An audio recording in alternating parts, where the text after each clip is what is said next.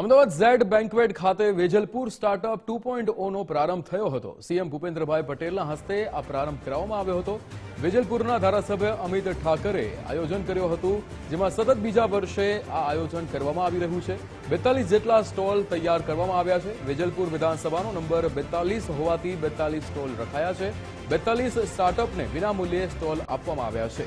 જે રીતે સીએમનું પણ નિવેદન સામે આવ્યું હતું, તેમણે કહ્યું કે પોતાની આગવી સૂઝને માર્કેટ લાવવા માટે આ ફેસ્ટિવલ જરૂરી છે।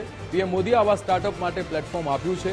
દેશની બહેનો પણ સ્ટાર્ટઅપ શરૂ કરી રહી છે। યુવાનો સ્પેસ સુધીના સ્ટાર્ટઅપ તૈયાર કરી રહ્યા છે।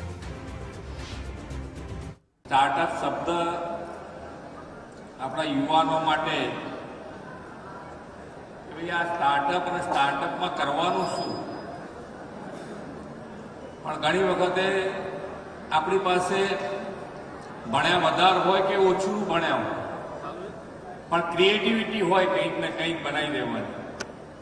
તમે જુઓ ઘણા મોટા મોટા મશીનો જે બનાવતા હોય છે એ કેટલું ભણેલા હોય છે, કેટલું નથી ભણેલા એ તમે ચેક કરો તો તમને ખ્યાલ આવે કે એની પાસે પોતાની આગવી સૂઝ કેટલી છે। અને એ આગવી સૂઝ જ્યારે તમે કોઈ માર્કેટમાં લઈ જવી હોય તો એની કોઈ વ્યवस्था पहला कोई करी नहीं। देखो, हम सब लोगों की शक्ति है, हम सब लोगों की शक्ति है। अगर वो किसी बाहर की कंपनी के लिए काम करेगी तो उस देश की और उस देश की इकोनॉमी बढ़ेगी, और जब हमारे के लिए काम करेगी तो हमारे देश की इकोनॉमी और हमारे देश की बढ़ोतरी होगी।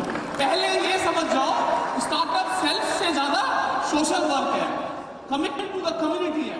Because when you work for this country grows.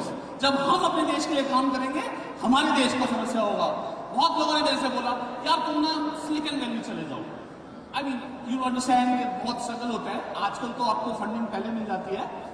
मेरे को 8 लाख रुपए के लिए 40% इक्विटी देनी पड़ी।